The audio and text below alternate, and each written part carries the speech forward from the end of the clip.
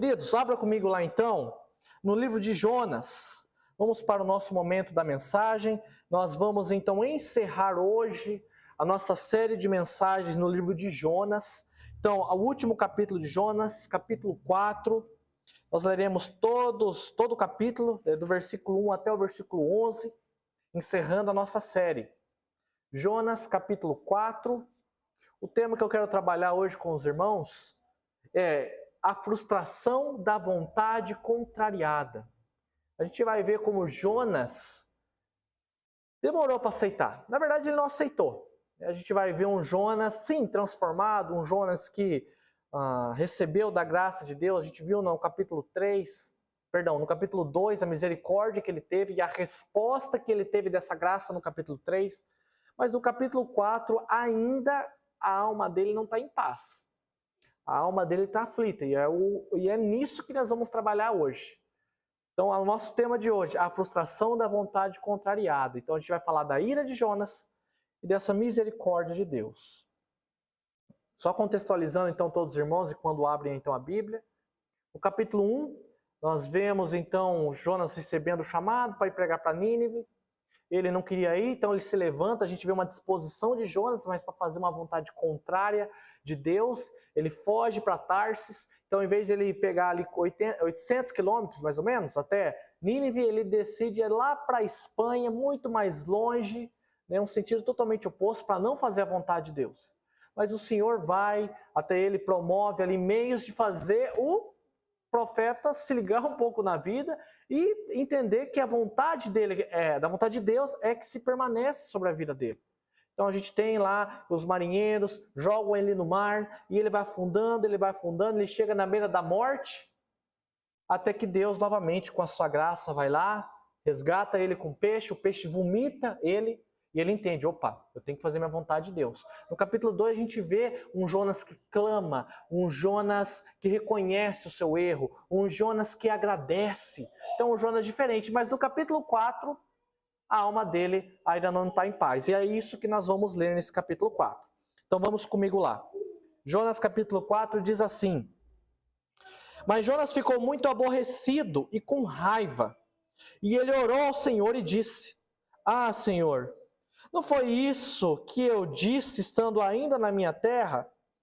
Por isso me adiantei, fugindo para Tarsis, pois sabia que tu és Deus bondoso e compassivo, tardio em irar-se, grande em misericórdia, e que mudas de ideia quanto ao mal que anunciaste. Agora, Senhor, peço que tires a minha vida, porque para mim é melhor morrer do que viver. E o Senhor disse: Você acha que é razoável essa tua raiva? Então Jonas saiu da cidade e sentou-se no lugar a leste da mesma. Ali construiu um abrigo, sentou-se na sombra para ver o que aconteceria com a cidade. Então o Senhor Deus fez crescer uma planta por cima de Jonas, para que fizesse sombra sobre a sua cabeça, a fim de o livrar do seu desconforto. E Jonas ficou muito contente por causa da planta. Mas no dia seguinte, ao amanhecer, Deus enviou um verme que atacou a planta e ela secou. Quando o sol nasceu, Deus fez soprar um vento leste muito quente. O sol bateu na cabeça de Jonas, de maneira que ele quase desmaiou. Então pediu para morrer, dizendo: Para mim é melhor morrer do que viver. Então Deus perguntou a Jonas: Você acha que é razoável essa sua raiva por causa da planta?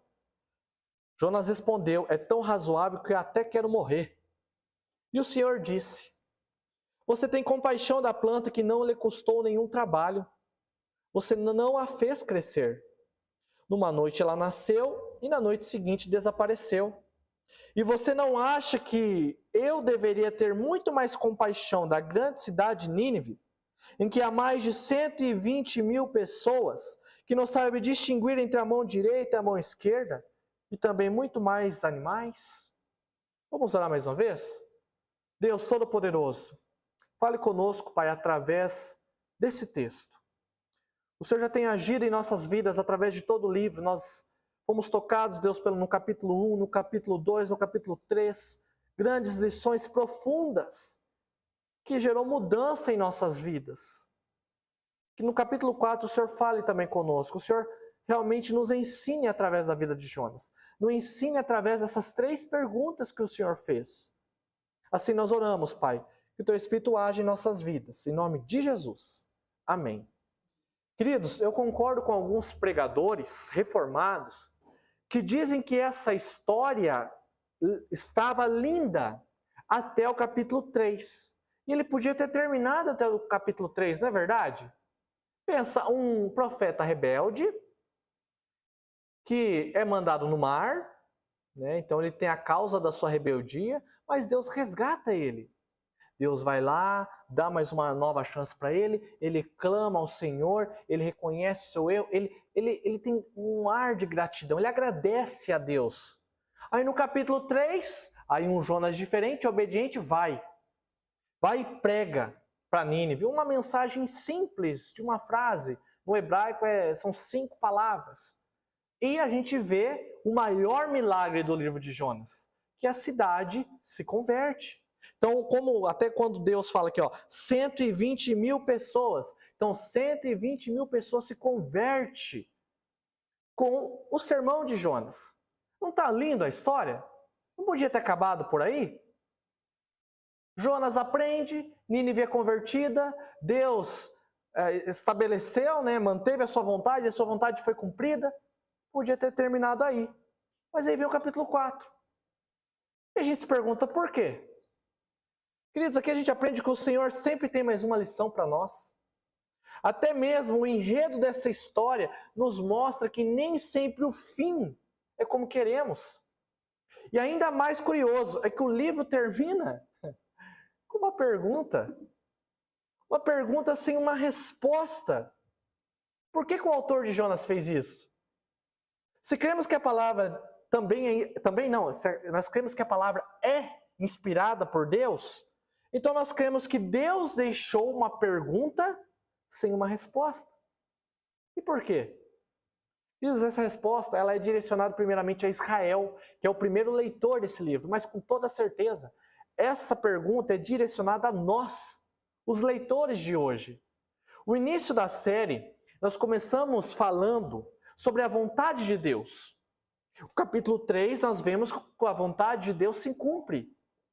E o capítulo 4, ele retrata algo que mais faz sentido para nós. A nossa resposta quando a vontade de Deus foi contrária ao que Jonas esperava. A vontade de Deus, às vezes, ela é muito contrária ao que nós esperávamos. O lamento e a ira de Jonas mostra que nem sempre engolimos muito bem o que Deus faz em nossas vidas. O profeta foi transformado. Capítulo 3. O profeta foi obediente, o profeta foi transformado, capítulo 2. O profeta foi obediente, capítulo 3. Pelo menos o recado que não podia fugir de Deus, isso ele entendeu. Da pior forma, à beira da morte. Mas ele entendeu. Mas ainda faltava alguma coisa no coração de Jonas. Ele não estava em paz. Ele pede a morte. Queridos, alguém que pede a morte, ele não está só revoltado com a vida. Ele não está de mal com a vida. Alguém que pede a morte é alguém que está sofrendo dentro de si. Que tudo que ele mais queria era retirar essa dor. Por isso que em 2 vezes Jonas pede a morte. A raiva e o aborrecimento são reflexos que acontecem no interior da vida dele, que é algo que também acontece no interior de nossas vidas. A dor de Jonas foi porque Nínive seria convertida. A dor de Jonas foi porque a sua vontade foi o quê? Frustrada. Tudo que ele desejava para aquele povo aconteceu o contrário do que ele queria. O livro nos ensina, então, sobre a manifestação da graça na vida humana, sobre a misericórdia dele, que se manifesta a quem ele quiser, a sua soberania na condução da história de nossas vidas, mas também ensina que nem sempre temos o que nós queremos. E cabe a nós sentarmos, chorarmos, pedindo a morte ou Eu acho que esse caminho é melhor. Aceitar a realidade que existe, a vontade de Deus sendo executada em nós e continuar a viver. O reverendo Heber Campos Jr., quando ele pregou sobre Jonas, ele trouxe uma análise muito interessante. Ele fala o seguinte, que as emoções de Jonas oscilam. No capítulo 1, correndo de Deus, ele fala, eu não vou. Eu não vou, eu não vou, eu não vou. No capítulo 2, ele já fala, tá bom, eu vou. Tá bom, eu vou. No capítulo 3 já fala, tô aqui. Mas no capítulo 4 ele fala, eu não devia ter ido. As emoções dele oscilam muito. E essa inconstância de Jonas, ele também revela muito de nós. Quantas vezes a gente está firme, empolgado, principalmente com igreja, principalmente com vida com Deus, e às vezes a gente está desanimado. Mas às vezes a gente está obediente e tal, e as emoções, digamos assim, cheios do Espírito, flutuando. Claro que a gente está flutuando literalmente, mas eu vou usar essa palavra para dizer uma vida emocional, uma vida espiritual muito boa. Flutuando no Espírito. Mas, às vezes a gente não quer nem orar. A gente não quer nem saber de Deus. Então essa inconstância de Jonas, ele também revela muito sobre nós. E aí eu pergunto, o quão satisfeito você é em Deus? Essa é uma das perguntas que sempre está na minha mente. O quão satisfeito eu estou em Deus? O quão satisfeito a sua vida é pelo que Deus fez nela e fez através dela? Queridos, o pecado às vezes não nos deixa sermos satisfeitos no Senhor. Nós não conseguimos um descanso.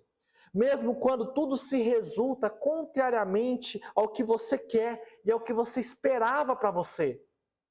O orgulho, o medo, a ambição, o autocontrole e muitos outros pecados que você pode encontrar caso você visite o seu coração, pode trazer um aborrecimento e pode trazer essa mesma ira de Jonas, quando Deus faz o que é o contrário do que você esperava para você. Do que você esperava para você, não, do que esperava para você. Quero nessa noite te mostrar o que as frustrações de uma vontade contrariada pode fazer na tua vida, pode fazer na minha vida. E te levar a confiar no Senhor, que o Senhor sabe o que é melhor para você. Saber o que é melhor para o teu próximo. Pois o Senhor conduz o tempo, o Senhor conduz a história, o Senhor conduz todas as coisas que nós estamos inseridos. E seja o que tenha que fazer, Ele fará dentro da sua soberania, dentro da sua misericórdia. Confiar na sua vontade, crer que há um propósito para tudo, eu sei que é difícil. Mas é um lugar de refúgio. É um lugar que nós devemos nos apegar. É um lugar de paz. Algo que Jonas estava com dificuldades no final desse livro. E eu vou explicar. E eu vou explicar com duas grandes lições que nós retiramos desse texto. Primeiramente, quando a nossa vontade ela é contrariada, nós não aceitamos os resultados. Quando a nossa vontade é contrariada, nós não aceitamos os resultados. Explico. Percebe que no início do capítulo é dito que o profeta aborrece e fica com raiva. Aqui os sentimentos dele. Até é bem interessante o hebraico usado de aborrece, que é o mesmo hebraico usado para mal, a mesma palavra. Então para os ninivitas, eles fizeram muito mal. A maldade de Nínive chegou até Deus. E a mesma palavra é descrita na emoção de Jonas, que ele estava mal, ele estava aborrecido, ele estava assim, irado mesmo. O pregador, pensa, ele é um pregador que não quer que a sua mensagem tenha resultados. Eu prego aqui todo domingo, 2 cultos, sem dizer em outros momentos que eu estou pregando por aí.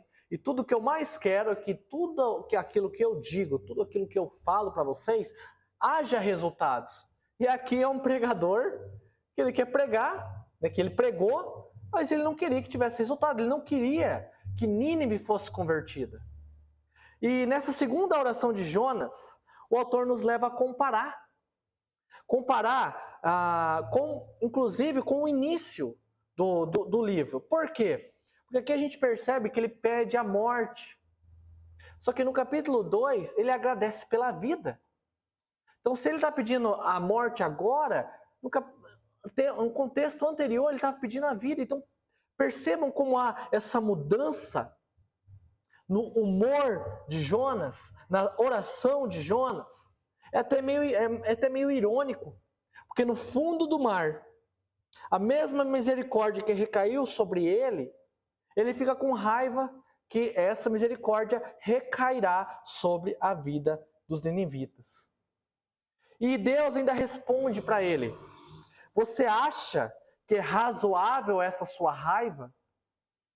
Em outras palavras, talvez até mesmo na sua versão da sua Bíblia esteja escrito um pouco diferente, muito parecido com o que eu vou falar. Em outras palavras, ele diz: qual é a razão para você estar assim?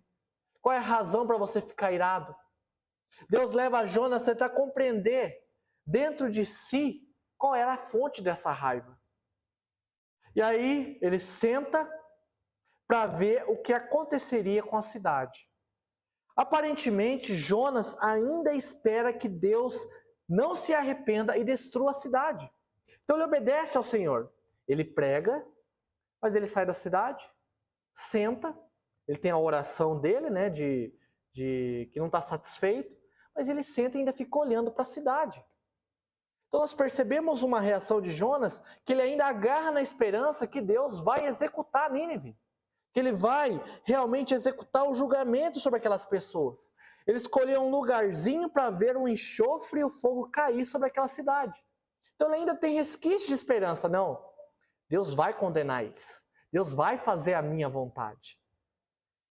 Jonas não aceita o resultado que Deus disse que teria, mas com a sua vontade contrariada, ele ainda insiste: Deus vai destruir eles. O posicionamento de Jonas mostra como uma vontade contrariada, ele não espera, não aceita, não torce pelos resultados diferentes de como nós pensamos, de como nós queremos. Ela proporciona, sabe o quê? Talvez uma birra. Sabe quando às vezes a criança é um pouco birrenta?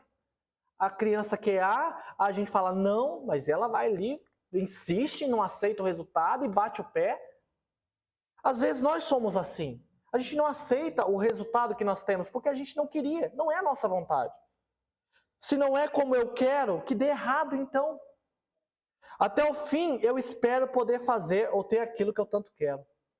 Não é fácil conviver com determinadas situações que acontecem em nossas vidas que não esperávamos, que não queríamos. Mas por algum motivo, é algo que nós não sabemos, mas Deus permite que isso aconteça para nos mostrar: ei, você não domina a sua vida. Você não tem controle sobre ela. Isso se estende para a sua família. Você não tem o controle sobre a tua família. Você não tem controle sobre a tua vida profissional. Você não tem controle sobre teus filhos. Você pode ter ali a permissão de Deus em controlá-los. Mas quem tem o fim de tudo, quem tem o domínio sobre eles, o domínio sobre tudo, é o próprio Deus. Deus é soberano a nós e nada está fora do seu controle. E embora algumas coisas aconteçam conosco, que a gente não entende, que a gente não aceita, que a gente não quer, o Senhor fará aquilo que Ele acha ser o melhor para nós. Seja para nós ou seja para alguém. Jonas ainda tinha esperança que a sua vontade seria prevalecida. Deus mostra a Jonas que este Deus não é regido pelo profeta, mas o contrário. O profeta conhecia o caráter de Deus. Por isso que ele diz: Deus, eu sabia dessa sua misericórdia. Eu sabia que o Senhor, ele diz, né, o Senhor é Deus bondoso e compassivo, tardio em irar-se, em grande misericórdia, que lhe recita algo que está lá em Êxodo, né, algo que Moisés falou. E lá, Êxodo 34, 6. Então, ou seja, ele sabia de cor, talvez um credo, né? Mas mesmo assim, ele ainda senta e fala assim: não, ainda tem esperança, eu não aceito esse resultado. Deus ainda vai fazer o que eu quero que seja feito. E não é bem assim que as coisas acontecem. Eu e você somos ensinados por essa história a deixar a sombra da beira da cidade, a deixar a birra ocasionada pela nossa teimosia, que as coisas devem ser como nós queremos que seja, e se conformar, aceitar o que Deus tem para nós, o que Deus faz em nós, o que a sua vontade tem para mim e tem para você. Jonas não aceita os resultados, mesmo sendo o próprio Deus falando com ele. E nós estamos em paz com o que Deus tem feito com as nossas vidas? Ou nós estamos frustrados com os resultados que a gente esperava e não aconteceu? O resultado talvez de uma reprovação que você teve e você não aceita essa reprovação. O resultado de uma perda. Teve alguma perda na sua vida e você não aceita.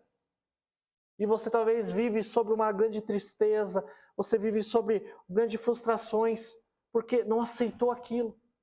Mas quando você coloca o seu coração confiando em Deus, mesmo sendo difícil, o que eu estou falando aqui não é algo fácil. É difícil. Mas quando nós depositamos nosso coração em Cristo, confiando que Ele sabe de todas as coisas, que Ele tem o controle, Ele sabe o que é melhor para nós, a gente encontra a paz. Percebam que a dificuldade de Jonas já não era mais a desobediência, porque ele foi obediente. Ele tinha que pregar, pregou. Mas o problema de Jonas estava na paz, o aborrecimento, o coração dele estava conflitado, cheio de conflito.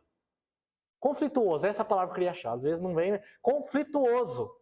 Porque ele não encontrou paz. Obviamente, meus queridos, que o clamor é necessário nas nossas vidas. A oração é inevitável, mas que possamos não ficar ansiosos com o que Deus fará e deixará de fazer. Aceitar a vontade dele nem sempre é o caminho menos dolorido. É difícil. É difícil ser contrariado. É difícil receber não. É difícil presenciar frustrações. Às vezes nós não temos compaixão, nem amor, nem paciência. Mas saiba que tudo acontece com você que é filho de Deus. Quando nós estamos em Cristo, a gente não é um mero ser humano. Em Cristo nós somos filhos de Deus. E nós, como filhos de Deus, somos regidos por um Deus que sabe o que é melhor para nós. Somente, aqui uma frase que tem estado na minha vida nas últimas semanas, algo que eu tenho compartilhado inclusive com a Isabel, uma frase que está muito presente na minha vida agora.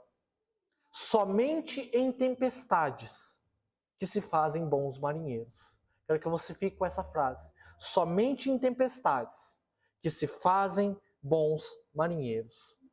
Cristo nos chama a descansar nele. Cristo nos chama a termos paz, que excede todo entendimento, na vontade dele. Mesmo que ela contrarie a nossa. Mesmo que o rumo da sua vida acabe tomando outro que você não esperava, que você não queria. Cristo te chama a confiar nele, a se conformar com algumas coisas, que haja libertação na sua alma, que haja descanso para você, a encarar a vida e saber que é Deus que está no controle. Não posso tomar as rédeas do domínio de algo que eu não tenho. É Deus que está sobre mim. Cristo te chama para que nele você confie.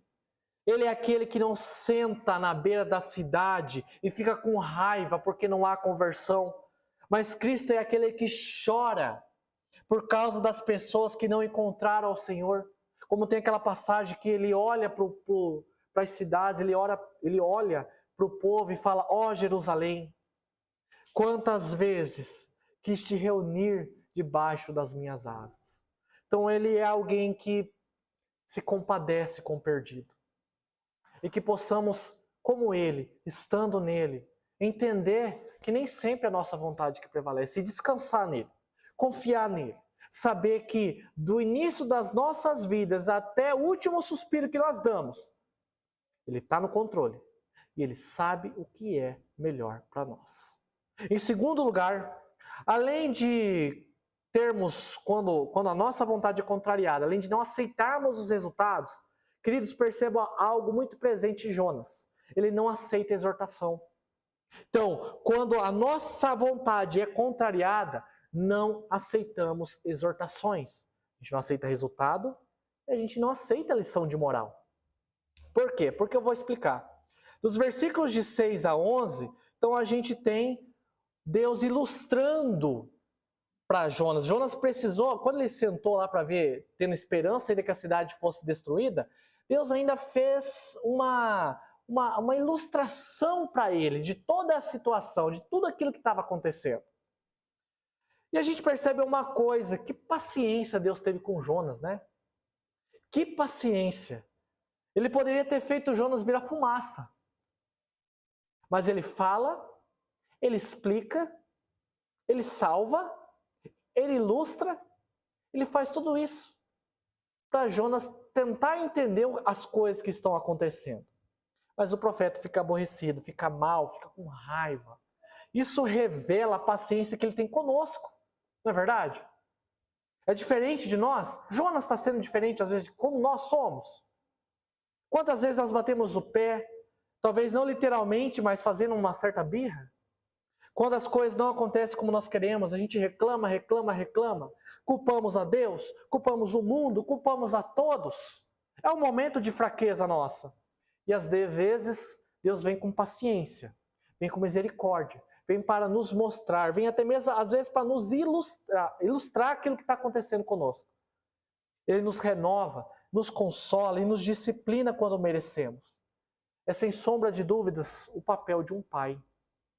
E a gente percebe então que ele senta e uma planta nasce por cima dele, para que fizesse sombra sobre a sua cabeça, para se livrar do seu desconforto.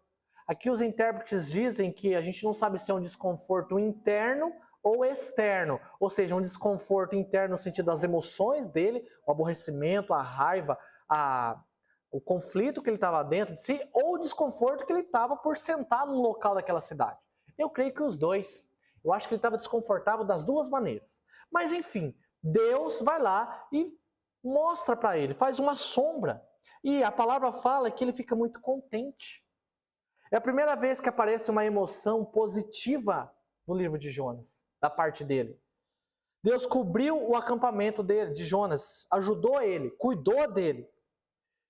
Ele está no deserto, onde qualquer sombra é bem-vinda. E ele fica feliz. Suas emoções mudam radicalmente.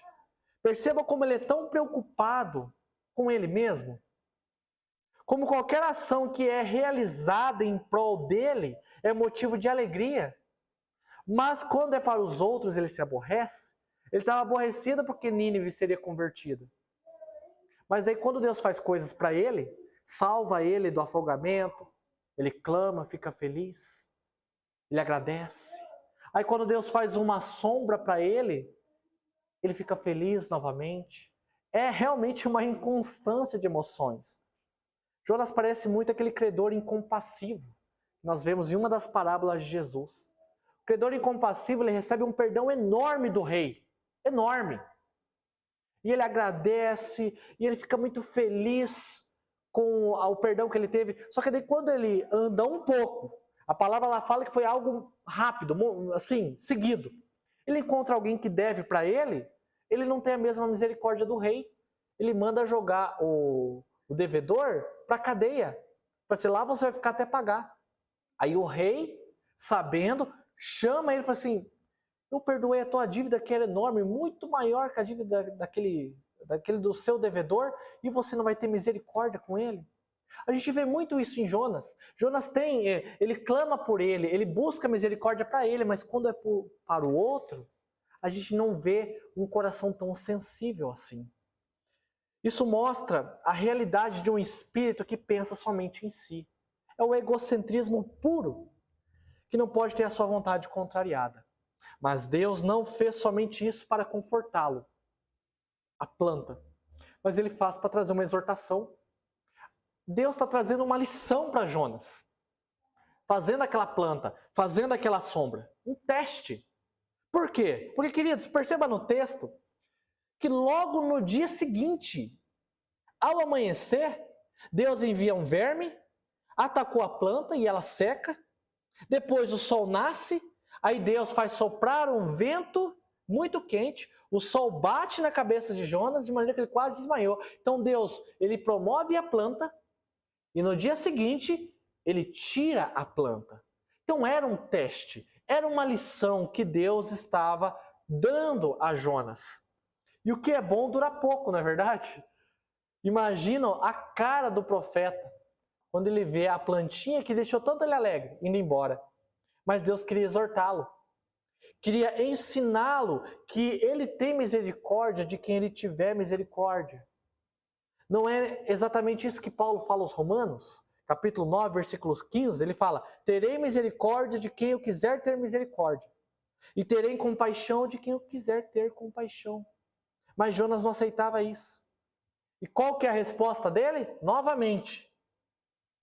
Olha as emoções, a inconstância. Ele estava muito alegre, muito feliz. Aí ele vai para o extremo de novo. Para mim é melhor morrer do que viver. Mas de novo essa história de morrer, Jonas, de novo. Como que pode ser tão extremo? E aí de novo, agora usando o exemplo da planta, Deus fala: você acha que é razoável essa sua raiva por causa da planta? Na primeira vez, Jonas não responde quando Deus faz essa pergunta, se era razoável a raiva dele. Mas na segunda, aí o profeta ele respondeu seco. Ele disse: não, agora eu vou responder. Daí ele fala: é tão razoável que eu quero morrer. Aí Deus começa a trazer essa lição para ele. Você tem compaixão da planta, que não custou nenhum trabalho. Você não fez crescer? Numa noite ela nasceu e na noite seguinte desapareceu. E você não acha que eu deveria ter muito mais compaixão da grande cidade de Nínive, em que há mais de 120 mil pessoas, que não sabem distinguir entre a mão direita e a mão esquerda, e também muitos animais? Em outras palavras, Deus está falando para Jonas: você não acha que eu deveria fazer aquilo que eu sei que é o melhor a se fazer? Ninguém gosta de ter a vontade contrariada, e ainda pior, receber um sermão, uma exortação, uma lição, um teste. Mas às vezes precisamos saber o porquê somos corrigidos, saber o porquê não aconteceu A, mas aconteceu B. Não aconteceu o que queríamos, mas o que não queríamos. E às vezes, meus queridos, isso é um privilégio, quando Deus responde com não. Deus ilustra para Jonas, porque Jonas precisava saber no interior dele o porquê que tinha essa raiva. Aí ele fala: você acha que eu não vou ter misericórdia de 120 mil pessoas? Essa planta foi para te ensinar, foi para te corrigir. Se você tem compaixão dela, como é que você não vai ter compaixão de pessoas? Mas Jonas não aceita isso. O Senhor ilustra para o profeta com a intenção de levá-lo a enxergar a fonte da ira. Quantas vezes Deus tem te ensinado e te mostrado a enxergar coisas que você não consegue, pois você ainda insiste em ficar com os olhos fechados, com o coração duro, com o coração intransponível? Deus faz 3 perguntas para fazer o profeta enxergar, mas ele não quer. É difícil aceitar a exortação, lições. É difícil ouvir a Deus, ouvir as pessoas, tentando mostrar, explicar o que é melhor para nós. Mas ainda a gente fica teimoso, falando não. Ainda farei o que eu quero fazer. Aí quebra a cara. Aí coleciona feridas e não sabe o porquê. Queridos, precisamos ter um coração que aceita correções. Nós precisamos ter um coração que entenda as lições que Deus quer dar para nós. É difícil brigar consigo mesmo, com as nossas vontades. É difícil ir contra um egocentrismo. Mas ficar relutando com as pessoas, e principalmente com o Senhor, nunca nos levará a lugar nenhum. Nunca. Precisamos ser humildes para aprender as lições que o Senhor nos dá. Jonas se mantém irado. E o Senhor o ensina que a sua compaixão ultrapassa o entendimento que nós temos a respeito dela. A sua misericórdia ultrapassa o entendimento que nós temos de misericórdia. O Senhor é soberano. O que Ele decide, como Ele decide, cabe a Ele. Isso é bom. Porque imagina se tivéssemos um Deus pelo qual é movido somente pelas nossas vontades. Esse mundo seria um caos. Pelo menos eu falo por mim. A minha casa seria um caos se Deus fosse regido pelas coisas que eu quero, pela vontade que eu tenho. Por isso o Senhor faz aquela pergunta para Jonas. e faz essa pergunta para nós. Por isso que ele termina o livro fazendo essa pergunta. Você não acha que a minha vontade é melhor? A minha vontade não é maior sobre a quem eu quero exercer ela? Mas Deus, não é o que eu quero. Não é o que eu espero. Qual a razão da ira? Deus fala novamente.